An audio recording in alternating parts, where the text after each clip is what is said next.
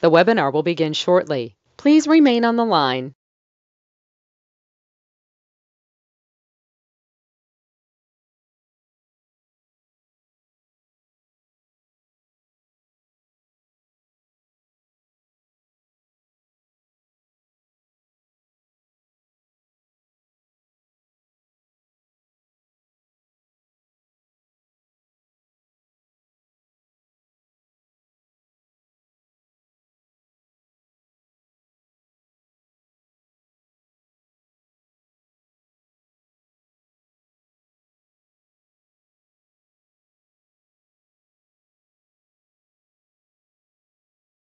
The webinar will begin shortly. Please remain on the line.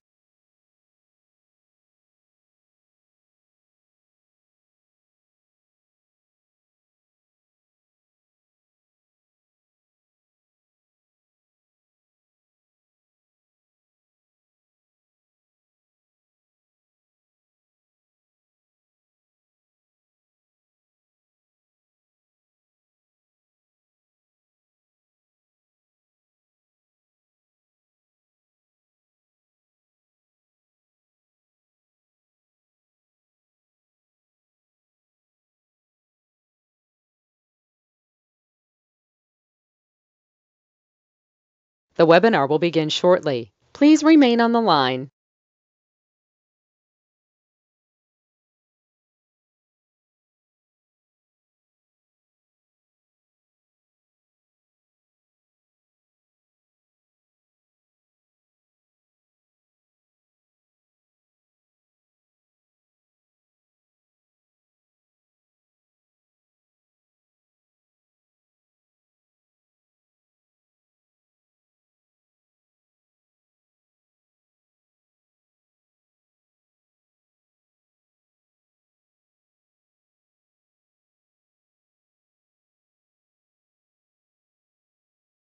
The webinar will begin shortly. Please remain on the line.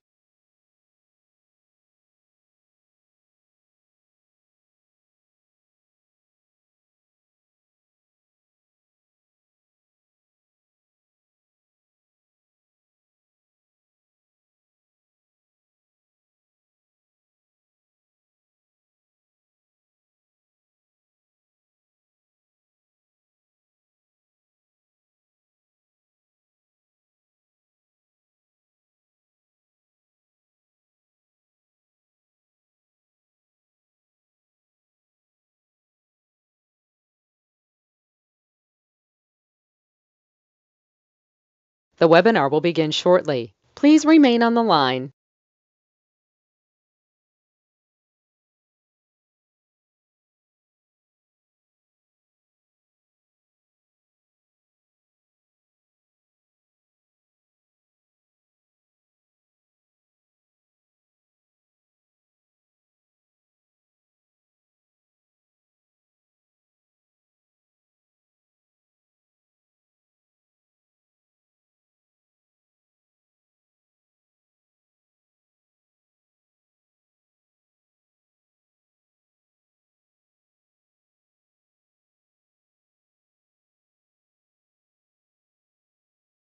The webinar will begin shortly. Please remain on the line.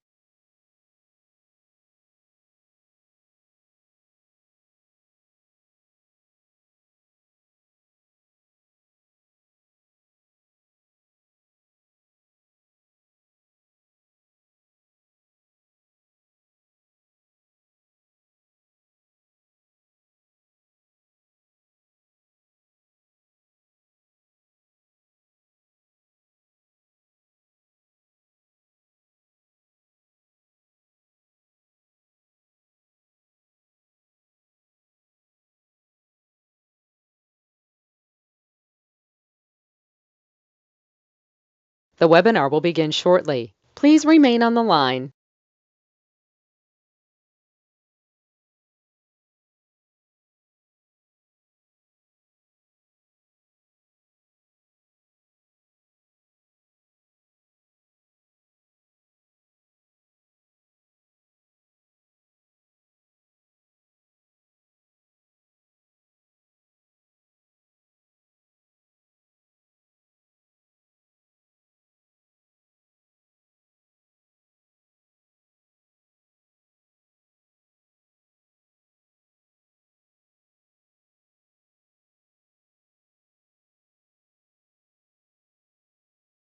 The webinar will begin shortly. Please remain on the line.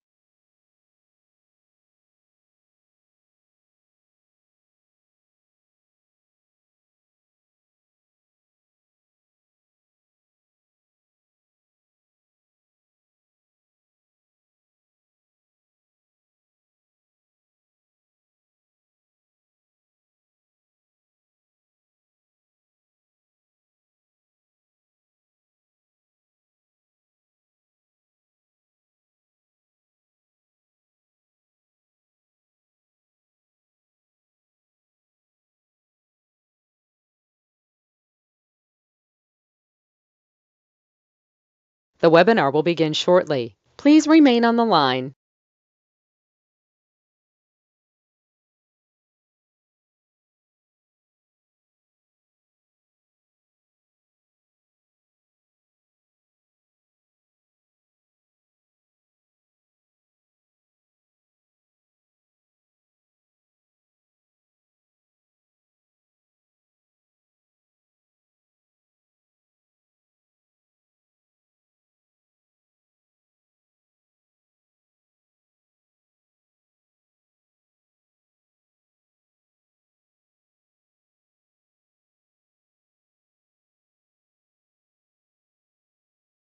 The webinar will begin shortly. Please remain on the line.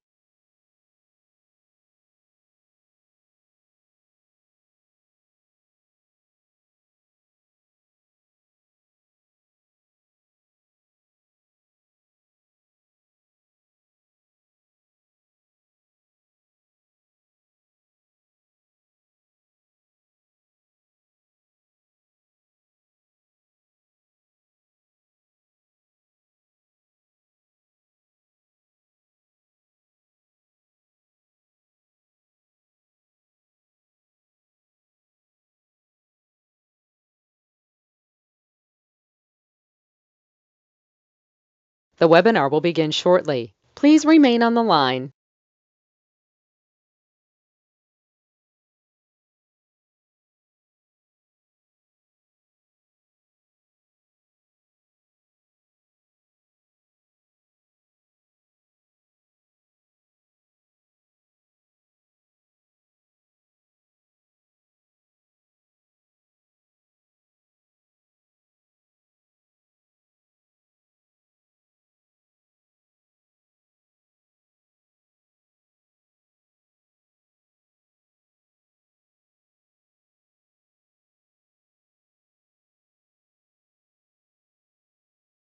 The webinar will begin shortly. Please remain on the line.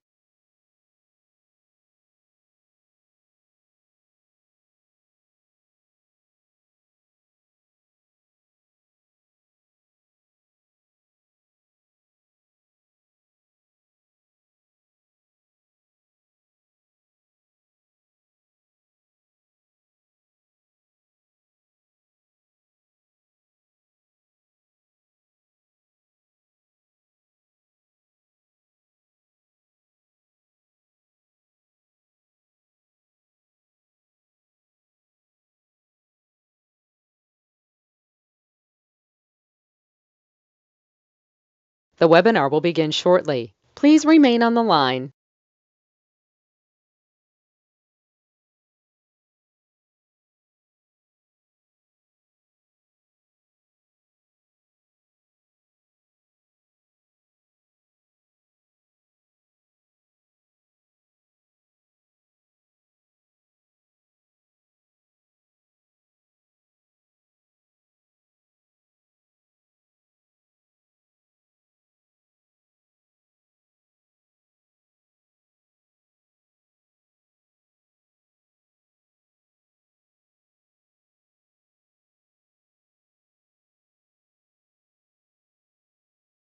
The webinar will begin shortly. Please remain on the line.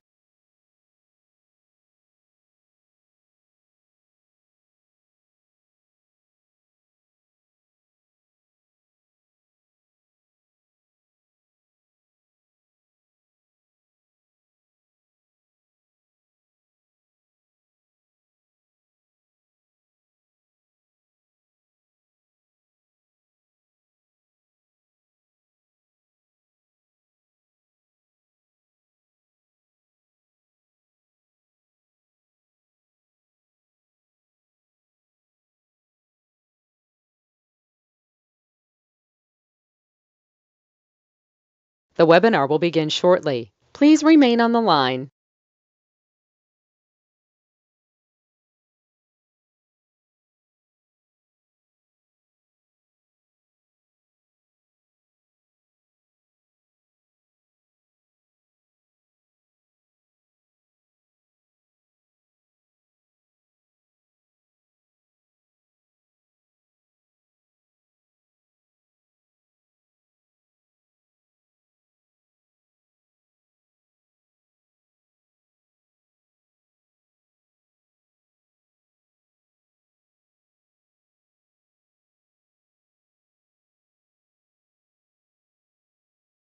The webinar will begin shortly. Please remain on the line.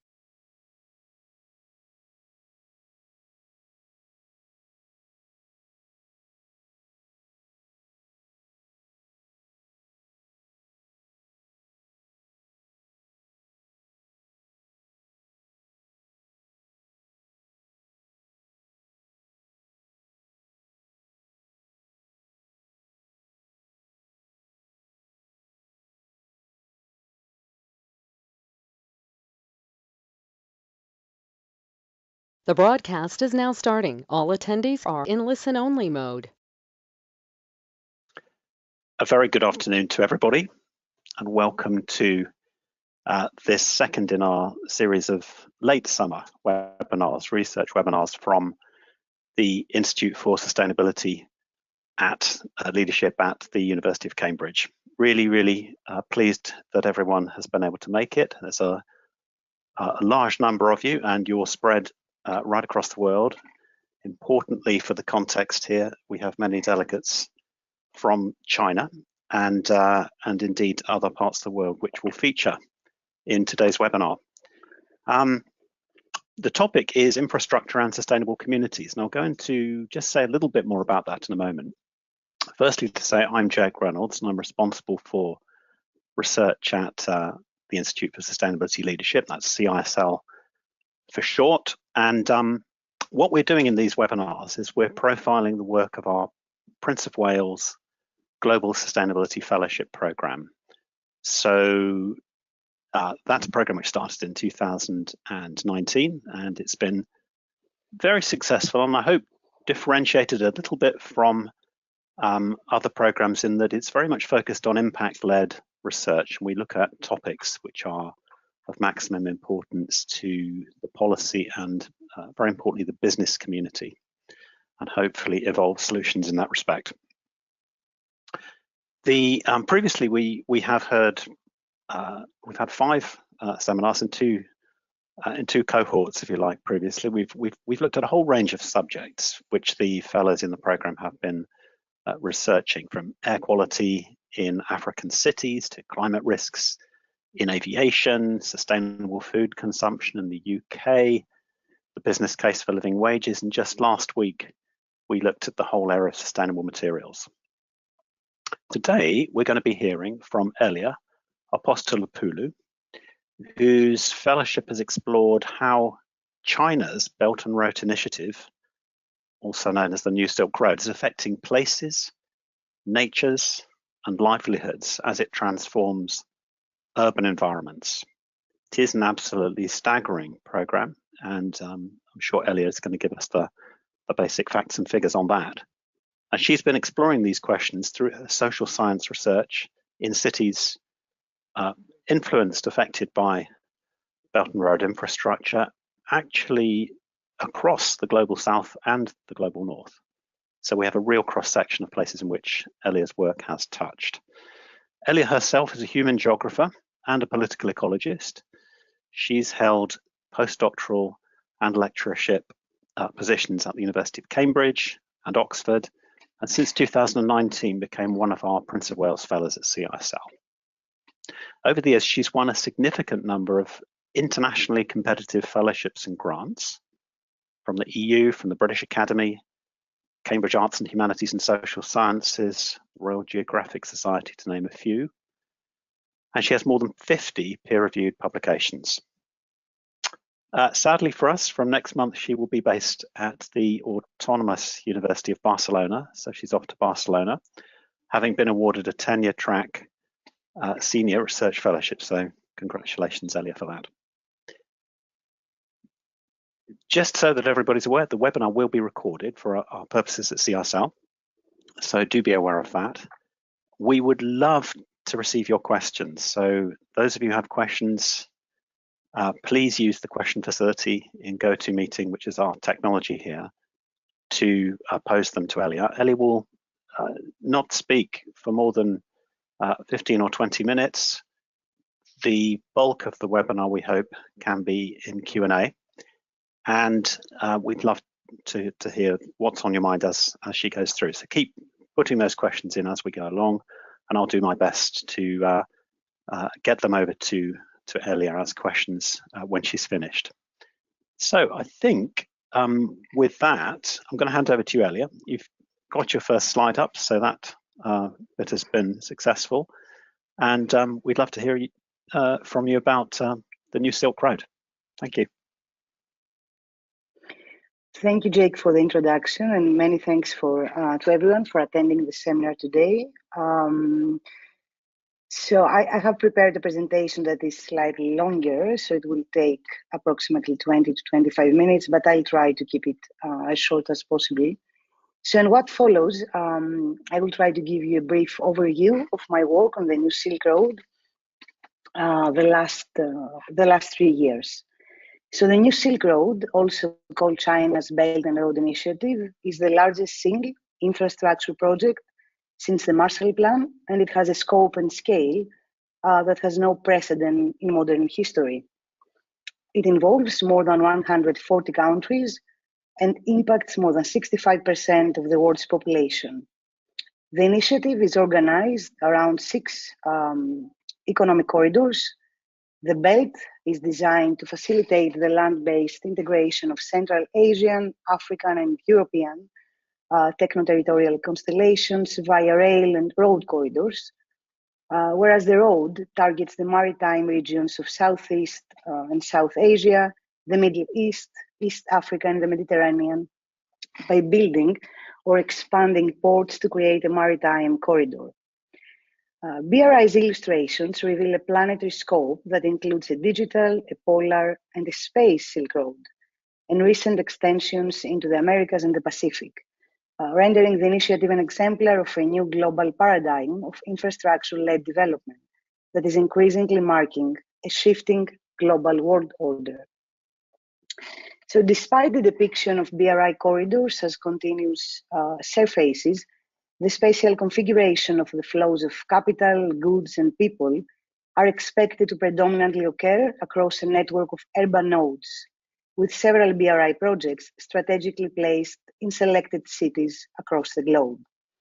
As the BRI vision document and the location of strategic investments show, the New Silk Road is rapidly becoming a global agent of massive urban transformation that inscribes new purpose and novel economic links between urban regions, transforms existing cities, and creates new cities from scratch within and beyond China. By combining large-scale infrastructure with industrial projects and major investments in the built environment, the BRI transforms cities to financial, tourist, and trade hubs, profoundly changing cityscapes across the globe.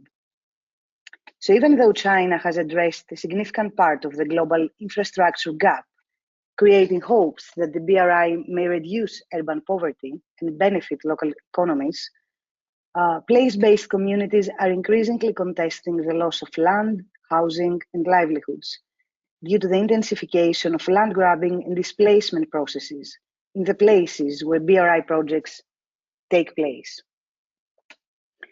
Nonetheless, so far, the role of the New Silk Road for urban development remains fundamentally underexplored, and comparative studies focusing on cities based on empirical research are almost non-existent, with most discussions still taking place at a rather high and abstract level. Relevant geographical perspectives are still rare and remain quite unconnected, recently leading a number of significant scholars to talk about an anti-urban bias that prevents an in-depth understanding of BRI's true scope and, of course, of its implications. So the aim of this project was to address this major gap by explaining how BRI-driven urban transformation is reconfiguring the patterns of urban inequality, changing the lives of urban dwellers across the globe. In my attempt to address these important gaps, I introduced a new concept, the idea of Silk Road urbanization, to describe the role of the new Silk Road in altering global urbanization patterns and reconfiguring urban inequality. By starting from the hypothesis that there is a direct link between BRI-led infrastructure development and shifting global urbanization patterns, and by setting at the epicenter of my research what makes Silk Road urbanizations both distinct and diverse, I argue that this new concept can bring forward a breakthrough on contemporary BRI scholarship and broader geographical, urban, and policy research that focuses on the implications of China's Belt and Road Initiative. Here I give you a brief overview of the three main agenda shifts that this research has brought forward. Firstly, by responding to a number of calls to move beyond treating northern urbanization as the norm, and by introducing the novel concept of Silk Road urbanization, it offered the first social science analysis of the transforming global geographies of the urban, in which China's geopolitical power has become critical. Secondly, by bridging different traditions of research, primarily geographical and political ecology research, it offered a decolonial grounded analysis of the interrelated impacts of Silk Road urbanization on urban space, lives, and natures. And thirdly, by proposing a reconceptualization of urban transformation as the product of clashes between urban revolutions from above and from below, it also unraveled the decisive role of social struggles. I will now turn my attention to these complex dynamics by exploring how specific BRI projects reconfigure urban geographies, recalibrate local economies, and are implicated in the remaking of places, natures, and everyday lives. And my goal is to show how development in different cities is actually the product of quite interrelated processes that have both remarkable differences and similarities. My project has focused so far on 5 cities that experience a series of interconnected transformations across the south and north. And these are Colombo Port City in Sri Lanka, Chiang Port in Peru, Piraeus Port in Athens, Greece, Kathmandu in Nepal, and the Royal Albert Dock in London, in the UK.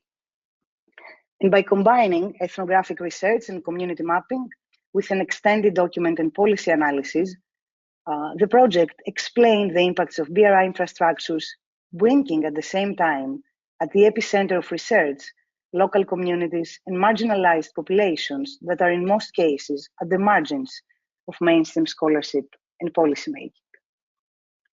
So the first case study was the Royal Albert Dock. Albert Dock's regeneration has been supported by a major investment from a Chinese developer, Advanced Business Park, that aimed at transforming the area to a new financial district and tech hub.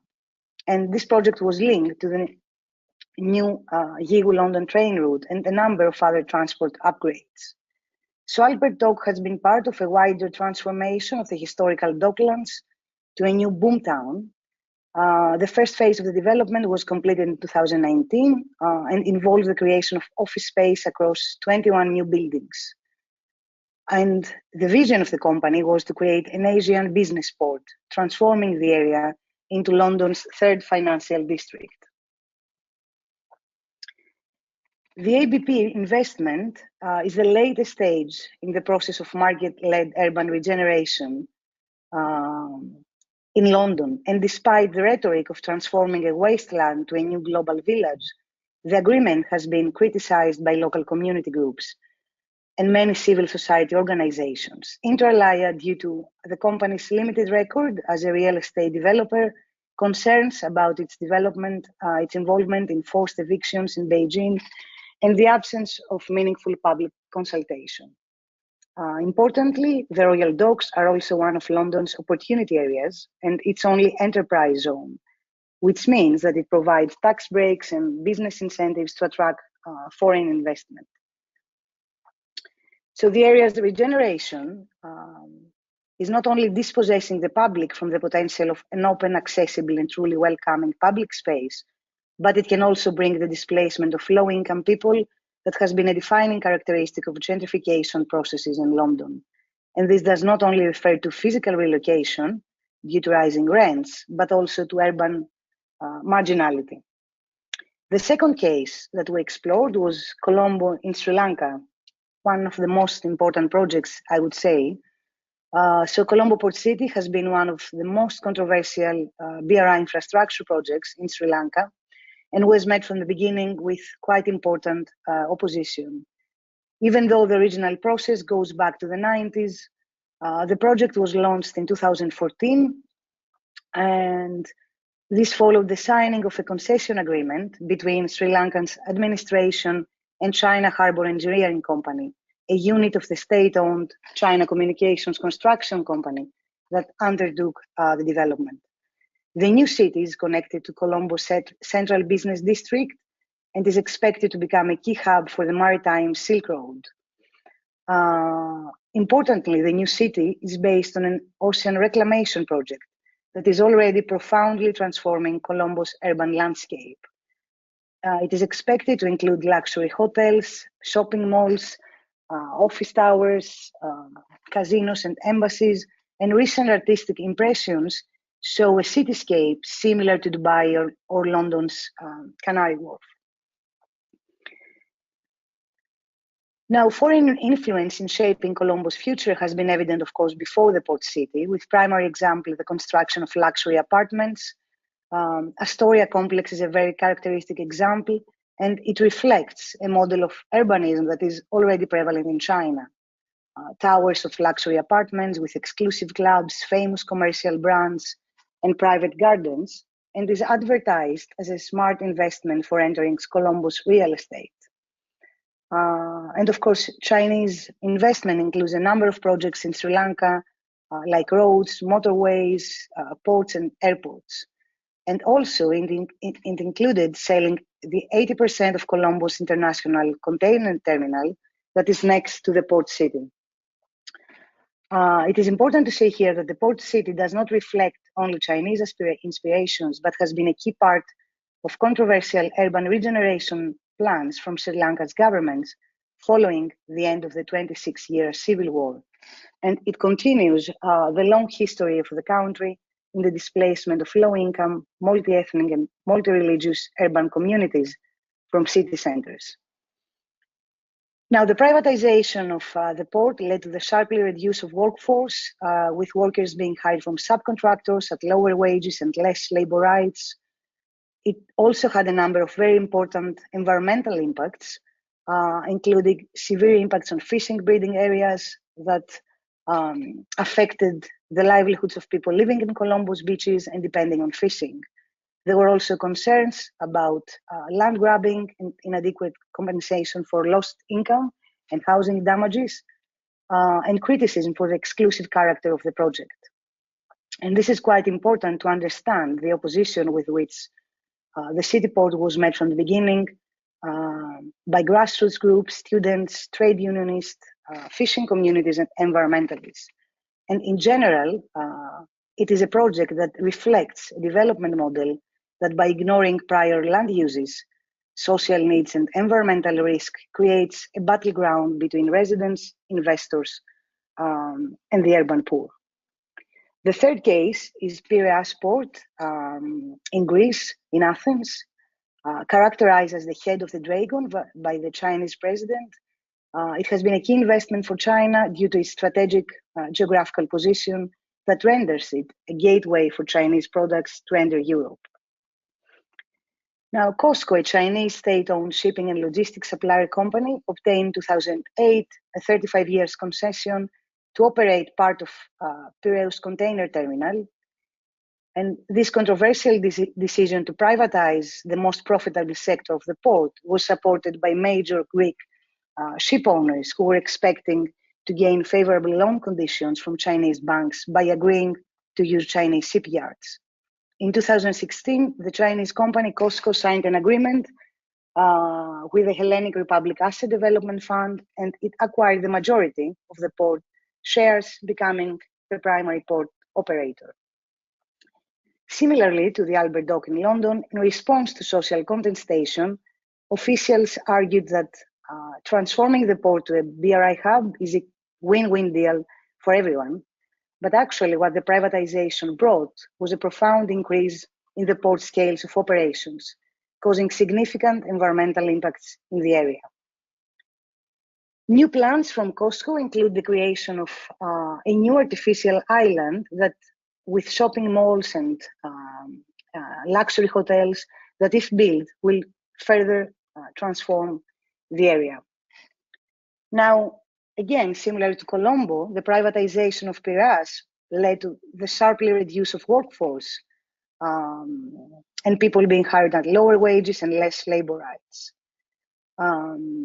Despite escalating opposition and calls from environmental NGOs that COSCO's operations are threatening the marine ecosystems of the area and the fishing grounds, and also serious concerns about public health due to the release of hazardous waste in an area that is very close to primary schools, homes and playgrounds, construction work started in March 2020 in a period when there was a lockdown in Athens due to the pandemic. Nonetheless, after a number of legal complaints by the local community and civil society organizations, in March 2022, the Council of State, Greece's highest administrative court, ruled that previous governmental decisions on the expansion of the port by COSCO were illegal because of the absence of an official strategic environmental impact assessment as required by national and European law. Now, the fourth case, I will go a bit faster now because I see that I don't have a lot of time. So the fourth case is Nepal, Kathmandu in Nepal, a case that offers a quite indicative example of BRI's role as a global agent of urban transformation. There are many BRI projects in Nepal since 2017, when the country started participating in the BRI, and what links them is the quest for increasing economic and trade connectivity between China and Nepal. One of the most important projects is the China-Nepal cross-border railway, a very challenging project with major environmental impacts, because the railway is expected to start from Tibet and arrive to Kathmandu, cutting directly Langtang National Park, which is one of the last remaining habitats for the endangered snow leopard. It is important to say here that despite the significant implications of BRI projects in Nepal, so far the New Silk Road has served as a geopolitical, geoeconomic and cultural metaphor to frame all these infrastructural interventions as projects of national pride and liberation in Nepal. And this is how all these projects have become new vehicles towards creating a new Nepal, offering a new infrastructural myth that has been quite key, quite central in Nepal's history. However, the unfolding of BRI in Nepal denotes much more than just another infrastructural myth. It already has significant material impacts that involve the extended acquisition of land, a key element of fast-tracking urbanization within China that has been exported in several countries along the New Silk Road. And in many cases, it also involves the displacement of local people, including indigenous populations. My last case study is Chancay Port in Peru. Very briefly, here again, we have the same company as in Piraeus, COSCO, the Chinese company COSCO Shipping Ports, that is operating in Chancay. The plan is to create a new mega port that will actually be the main, will make Peru the main export point for mineral products. And it also includes an industrial logistics complex that will be divided into a logistics zone, an industrial zone, a commercial zone, residential areas, amenities, and green areas. Again, here in Shanghai, there is major opposition due to the impacts of the project on local ecosystems, space, and livelihoods. And this include significant impacts on wetlands and marine resources that are quite crucial for the local economy. And also an escalating controversy over the company's plans to destroy a significant hill in Shanghai that is home to more than 50 families with no plans for relocation or compensation. Now, some key reflections on this, on the project in these 5 cities. So I started this presentation by saying that one of the goals of this project was to understand what makes BRI-driven urban transformation distinct. Why is this something important and different from other forms of urbanization and urban development? So the first element that we definitely see is that BRI-driven urban transformation is the outcome of changing geopolitical and geoeconomic relations. And it shows it is an astonishing manifestation of China's rising hegemony in driving global urbanization patterns. And of course, even though we have examples of this kind of development, it is a combination of scale and rapidity that marks Silk Road urbanization as something quite unique in recent world history. The second quite important element is that we see a number of novel combinations of large-scale infrastructure with industrial projects and major investments in the urban built environment in all the places where we conducted research that actually create a profound remaking of urban space. Also, and I think this is quite important, what we also see in all these cases is that there is a prioritization of private profits. There is also an emphasis on speculative investments, and we see that there is no emphasis, on the other hand, on the infrastructures of social reproduction. And for many, this is epitomizing the departure from the spatial Keynesianism of the mid-20th century. And perhaps the most characteristic example of this is the creation of special economic and financial zones in all the places where BRI projects materialize. And we shouldn't forget that these zones have a long history in the greater Mekong subregion that is characterized by limited transparency, displacements, and flawed environmental impact assessments. So if we think all these points together, we would say that so far in the projects we explore, we see a deepening of social, environmental, and spatial inequality. And we also see a major need for sustained collaboration between local communities, scholars, and civil society organizations to address the impacts of BRI projects and find concrete ways to support social, environmental sustainability and justice in the places where these projects take place. I will close this presentation with a very recent example from the UK, because as I said before, one very significant element of this project is their speculative character and the concerns they're creating on whether they're actually taking social considerations and environmental considerations into account. So the first case that I mentioned, the ABP development in London, it has been recently announced, actually this summer, from the Mayor of London, that ABP is not the developer anymore, the Chinese company.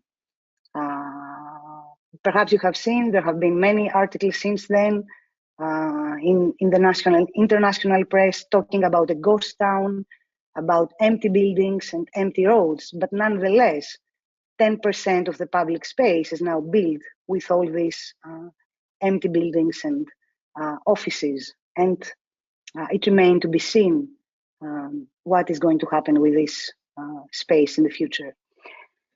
Thank you very much.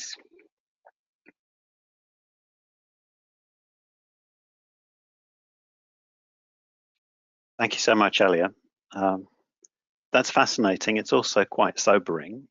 I think the findings that you've come up with over this fellowship period and causes everyone, I'm sure, to reflect on the differing stories which we hear about large infrastructure developments and the flow of the benefits from them, to whom, and importantly, what happens on the ground in a far more local, nuanced way that perhaps are stories which are not so widely told, and in many cases, clearly from your research, it's not a particularly attractive picture. And what I picked out about the scale, I think you used the phrase scale and rapidity. The sheer size and the speed with which this is unfolding, I think, is almost, one almost is sort of watching it in a slightly breathless way. It has a momentum of its own, and I think that sometimes can make informed judgment and the use of evidence such as your own quite difficult to absorb by those people who are in a position of driving it. I wonder if we'll be getting questions in from the audience now, and I have a few. I just wondered, in terms of clarification, maybe you could say something initially about the wider team that's been part of your work. I mean, if you were to have spent the last 3 years investigating at this level of depth these 5 locations, I think you would have had to have many sleepless nights. So tell us about some of the other people involved with the project. Yeah, sure. So along with my fellowship, I also had another grant from Cambridge Humanities. So this gave us the opportunity to create a small research team with collaborators that they were some of my former students in Cambridge in geography. And we were very lucky because all of them were nationalists in the places where we conducted research. So we had a collaborator in Nepal, Hitesh Pant. We have a collaborator in Shanghai in Latin America, Alejandra Pijaro. Hitesh is based in the University of Cambridge. Alejandra is based in the University of St. Andrews. We also have an extended collaboration with the Chinese Academy of Sciences, and particularly with Dr. Han Cheng, with whom we also collaborate in order to create the more policy relevant material of the project, including a policy brief that has been recently translated in 4 languages. And also there's a wider team. So there are 2 parts in this team. The one part is people from civil society organizations and grassroots groups from all of the cities where we conducted research. In some cases, this also includes local administrations that they had concerns about the projects.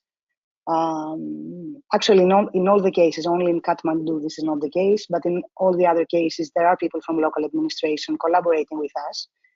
And we also managed to give public talks in all these places, which I think was quite important.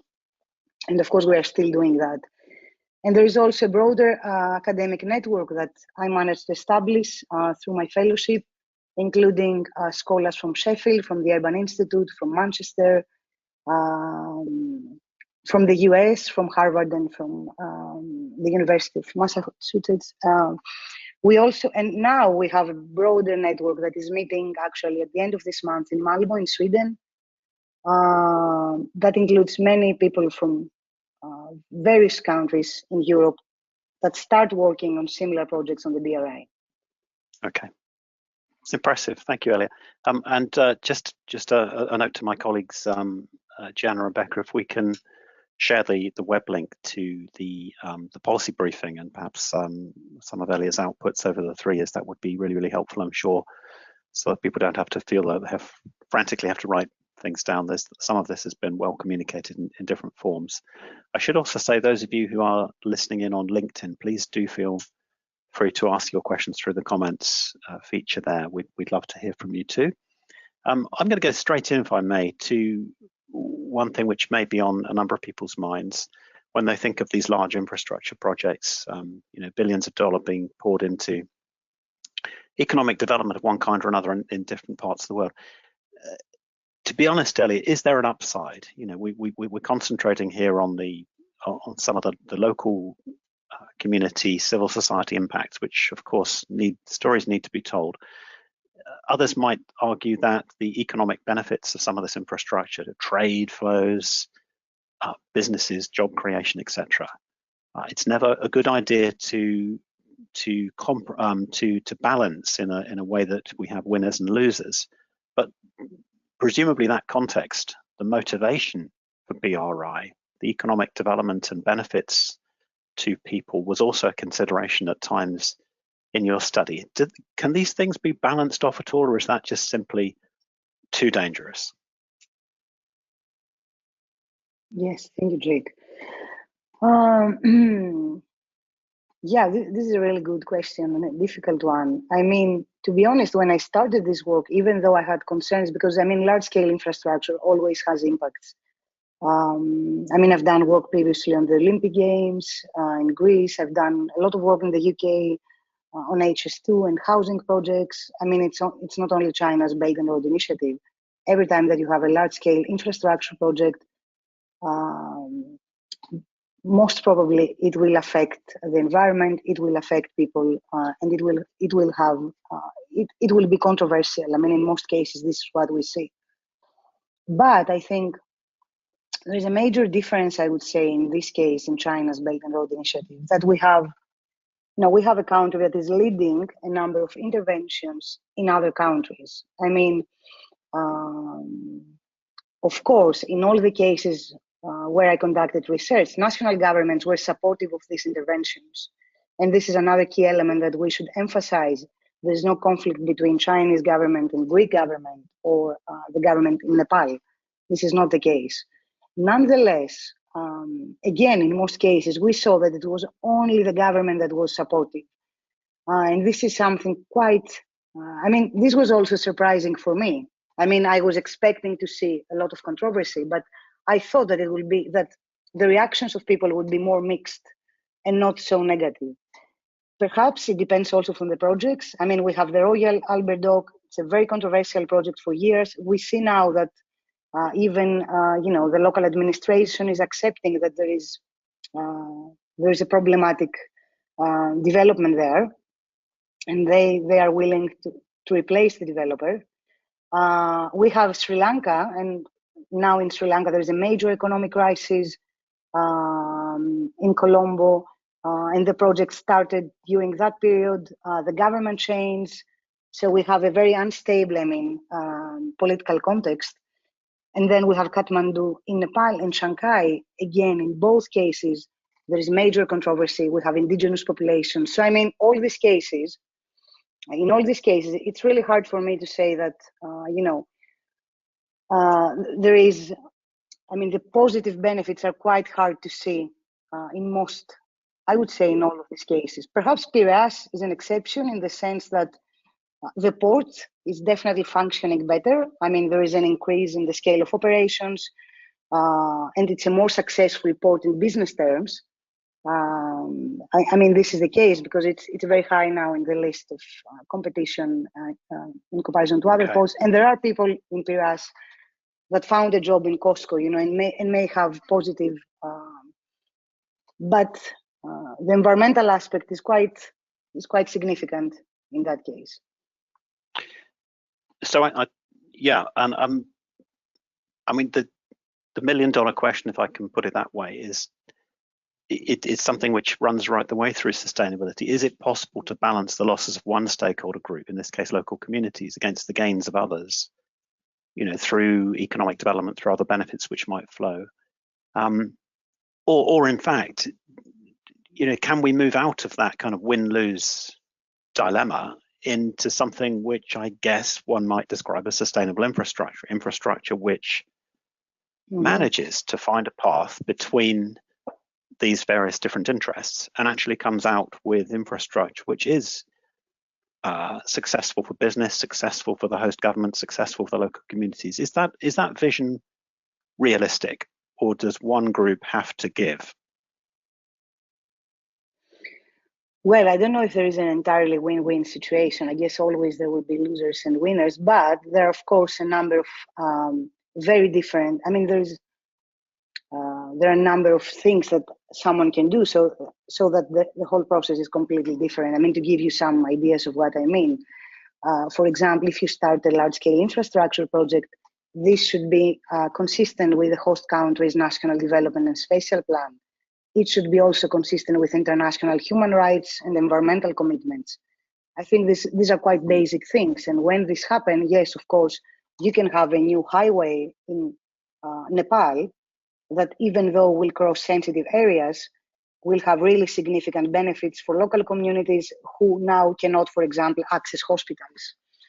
So yes, for sure you can have this balance, or at least you can have a more balanced approach that even if you have some impacts, it will worth the impacts because of the benefits. This is what I'm trying to say. But you definitely need comprehensive, effective, and scientifically sound environmental and social impact assessments. Unfortunately, in all these cases that I presented here today, we don't have this kind of. I think that's really important. Yeah, and we saw in Greece. So I think I mentioned that. Well, I mean, in a sense, I think what you're saying is that if those systems, good practice, best practice, perhaps, the lessons which have been learned from large infrastructure elsewhere, environmental, social impact assessment, rather than that being simply a token gesture, but actually a genuine gesture to try and find the right solutions based on a solid evidence base of which this study will contribute, based on prior informed consent of communities and the range of stakeholders, then I think you're giving us a hopeful signal, Elia, that sustainable infrastructure is possible and the benefits can flow to the right places. Yes. But that sounds quite challenging and difficult to get right. Yes, but I want to say here that there is a lot of progress, for example, in participatory consultation with local communities. I mean, I have examples from Europe on that. I mean, Barcelona, for example, is an example for that, because this has been happening the last few years in the city. I mean, communities can really help you understand the impacts of a new infrastructure project. They can help you actually decide how to create a new highway in a way that it won't cross, their most important agricultural land, for example, which is happening now in Kathmandu. It doesn't make any sense. It's something that is completely avoidable. You can avoid that. Okay. Turning to some of our questions, there's a plea here. Superb research. The question goes. My question is, why is Pakistan not considered for research, as it's massively impacted by the BRI investment? So maybe a pointer, Elia, to your next phase, if you continue this research. There's a plea there to include Pakistan. There's a general kind of tone in the questions, which is, what could we do to improve? So I suspect that's because, in part at least, I think your study has focused on the nature of the issues on the ground.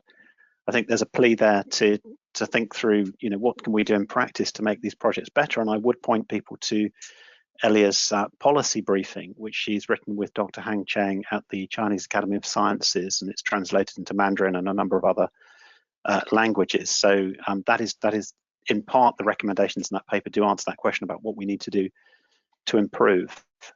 And a couple of other questions, which are, is this the worst of capitalism and authoritarianism coming together on a global level? Before you answer that question, Elia, I think you made a really important point. That is that these investments, these projects, are actually designed with host governments. So the government of Greece, the government of Nepal, the government of Sri Lanka, etc., Peru, have all been involved in the design and the authorization of the work. So sort of a rider to that question is, well, who's responsible? Is it actually China's influence, or is it actually the fact that the local host governments didn't really consider properly what was in front of them and put in the right safeguards and actually think about their own communities and citizens, putting their interests first? So I think it's quite important. I didn't explain this a lot because I think I just said something, but quite briefly, because I didn't want to speak. I wanted to leave time for the question. So I think it's quite important, if we want to understand this kind of initiatives, to have in mind that the BRI is not just the BRI. I mean, it's an exemplar of a global shift towards this kind of infrastructure-led development. And this is actually quite hegemonic after the 2008 financial crash. It started from a report from the global, from the World Bank, that actually explained in detail why this is the era of large-scale infrastructure, and why this is the kind of development we should look at. So we know, and we now have similar initiatives announced from the US. Recently, the European Union also announced a similar initiative, and actually quite explicitly, if you see the international press, it was quite explicitly written that this is Europe's response to China. So I mean, it's not just that. I think that this is more advanced, and this is more, this is bigger and quite promising, because it reflects China's rising influence at the global scale. But it's definitely part of, I would say, an almost global hegemony of this kind of development. Now, regarding who is to blame, I would say that we have to address this question by considering what I just said. I mean, we live in this era. We see this kind of developments. We see since 2008. We know now that there are highways that they aim to cross the Amazon. I mean, 30 years ago, nobody was discussing that. And China's aspiration about a digital and a polar Silk Road should be seen within this context. So as you said, Jake, I think it's a combination of what the countries that are leading this are actually aiming at, and of course what the national governments are doing. And we have to say here that I guess this is important, even if it's a rhetoric, that the Chinese approach is that the aim of the Belt and Road Initiative is inclusive globalization. So this is the framing of the Belt and Road Initiative. And I said at the beginning, that it's a reality that China has addressed the part of the global infrastructure gap. The problem is how this is taking place, and which projects are really necessary, which projects are completely, because there are also projects that are completely, they're not needed at all, I mean, but there are other projects that are necessary, and how this can be improved so that they're not have devastating impacts on people and nature. Yeah, and that ties into bigger global frameworks such as the Sustainable Development Goals. If you ask the question, because and there's a lot of people who would like to see a lot more infrastructure investment, and there's very good reasons why some of that infrastructure would improve people's lives right across the globe, including in north-south. The question is, which projects with what aims, benefiting who?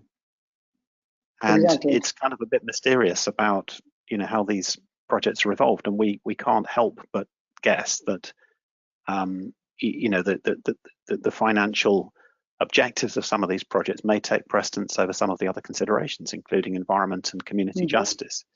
The last thing I think the world needs is for the EU, the US, and China to all become sort of competitive in how much of this they can do, unless, of course, they can compete on getting it right.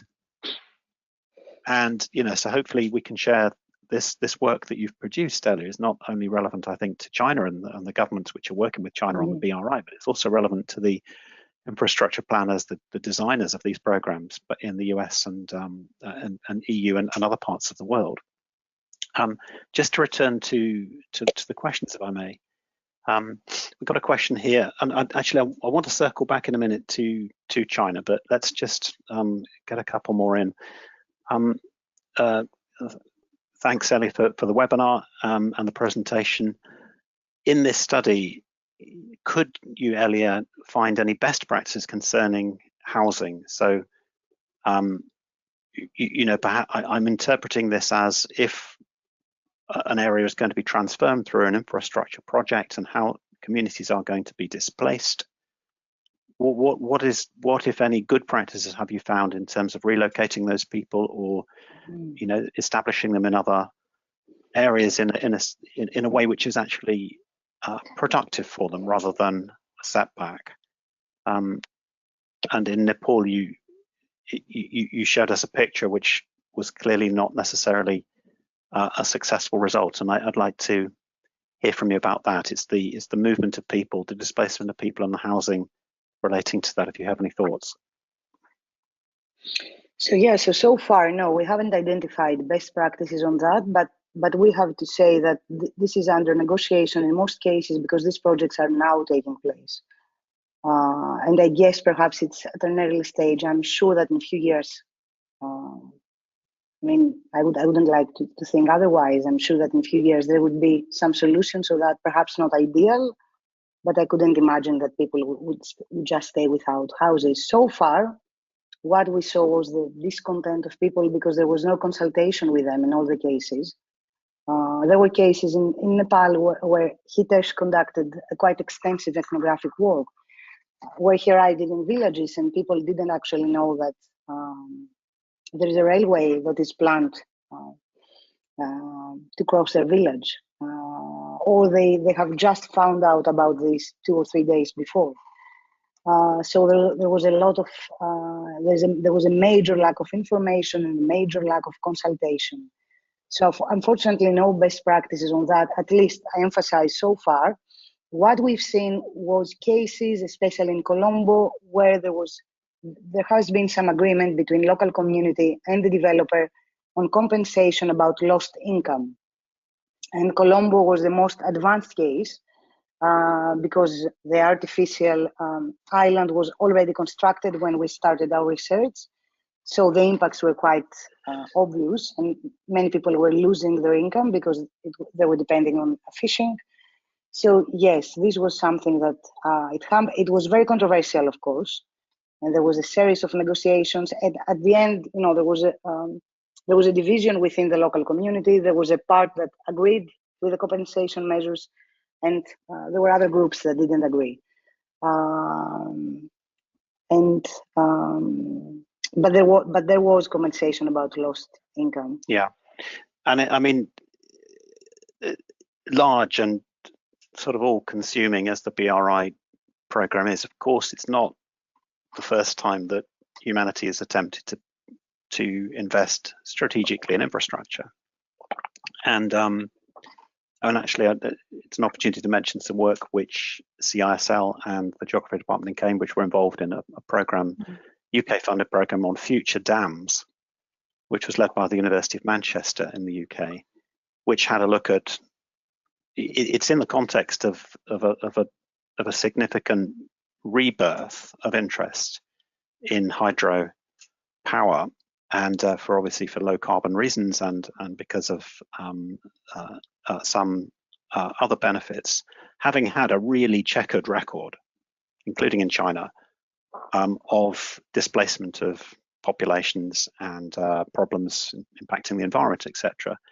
But I think many of those in the hydro industry today would probably say that they have learned lessons.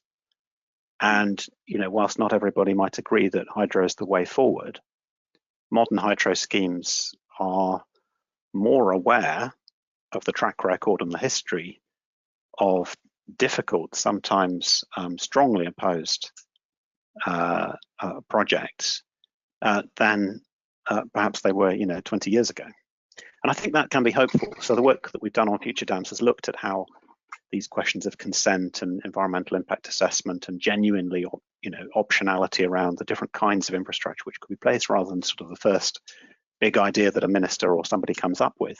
These things are now far better in play, and hopefully some of that, again, that evidence can cross over into some other kinds of projects too. We have a lovely comment here, and this takes us back to the China space. Someone who's visited Guangzhou in China and didn't see the sun for 3 weeks, presumably an issue relating to air pollution. There's a sense in which China is also becoming increasingly aware here of the need to protect the environment, and I'm sure that is the case. So my question for you was, to what extent is the Chinese government aware of your research? It's not the only one implicated, but to what extent is it aware of the research? What efforts have you made? Perhaps you could just say something a little bit about your connection there to Chinese Academy of Sciences and what you've been doing there to get this message across. Yeah, sure. So this has been primarily done through the collaboration with CAS, because this is primarily a research project. We want, of course, to be impact led and have quite clear implications. But I mean, it's not. There's no advocacy involved, or any other. I mean, I'm primarily a scholar and a researcher, so this has been done primarily through CAS, but CAS has a lot of connections with people that are involved in quite high level positions in Chinese administration, mainly as consultants or as experts. So I'm aware that our policy brief has been to all of them. I think we cannot know the reactions to that. I mean, I'm not sure if we are able to have this kind of feedback, but I'm quite sure that they have received the policy brief. I have been also invited to go to CAS, but it has been impossible due to COVID and the restrictions. Our plan was to go there and give a talk and invite people, but this has been impossible so far. Perhaps we will do this in the future. I hope that conditions will allow this to happen, but it has been quite challenging to go to China the last 2 years. Yeah, I think you've done an amazing job in difficult times. One of the backdrops being the COVID pandemic and trying to conduct field work. That's not been straightforward at all. But I do think as an element of the Prince of Wales Fellowship Programme, I think it has been very important for us to, at the same time develop the strong theoretical and academic base for the research, but also to see that translate into recommendations and engagement with institutions that can actually make a difference. So really pleased that you were able to team up with Chinese Academy of Sciences and get that. Sorry, I have to say here. I have to say here, because I forgot that, and this is important, that I have also been invited. This was last spring. I have been invited in a quite big seminar, workshop, something like that, focused on the BRI and the environmental and social impacts. Also with that, it also had participants that from China, from the Chinese government. So we had this kind of discussion and quite interesting debate in this workshop. So I mean, I think that there are. We have done what was humanly possible within these conditions to make our research, Yeah. Okay. Communicate our research. I mean, yeah. Communicating and indeed taking opportunities to follow through and work with those people who are in a position to make differences. There are a number of other questions, but we are kind of running short of time. Here's one on.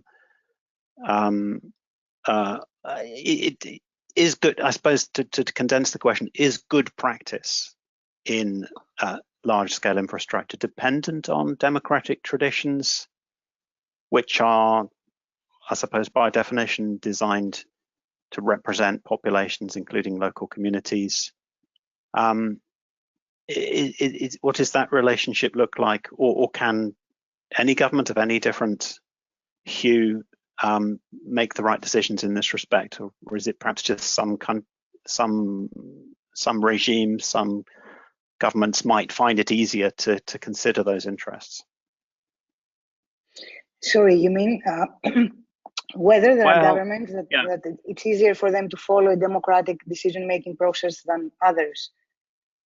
Yeah, I mean, you've looked at five locations, and I suppose the question is the strength of the institutions in those locations a key factor in whether the right decisions are being made to protect the interests of local people? Yeah, well, this is a difficult question. I would say yes. As a principle, I would say definitely yes, because there are countries that there is no tradition on participatory urban planning, for example. There are other countries that they have a quite significant tradition on that. Right. So of course it is something that matters, but I would emphasize a lot, and this is something that I would like to look more the next few years on the role of the pandemic and the crisis, because this has changed. This has changed significantly, decision-making processes in many countries. I mean, the last 2 years and a half have not been, have been quite different. and have created. I think they have for all of us, but I'm afraid we're going to have to leave it there. Yeah. So thank you very sure. much, Elia, for your presentation. It's very informative, causing many reflections, I'm sure, within the group of people who've been able to attend. Thank you also very much indeed to the Equal Opportunities Foundation for funding the work. This is absolutely central that organisations such as the Equal Opportunities Foundation in Hong Kong has been able to financially support work of this kind. It's really, really important. We're deeply grateful for that support. Thanks to Rebecca Dogweiler and Jana Hoon for the organisation behind these webinars, which has been excellent. Really, really appreciative of all of that. Thank you, everyone who's attended today, and thank you again, Elia, for the presentation. Just as a quick trailer, next week, Dina Khalifa talks about brand activism in the luxury sector, and the following week, we hear from Caroline Lee on resilience in British communities. So thanks very much for participating, and have a great rest of the day, whether it's morning or afternoon. Bye-bye. Thank you all. Bye.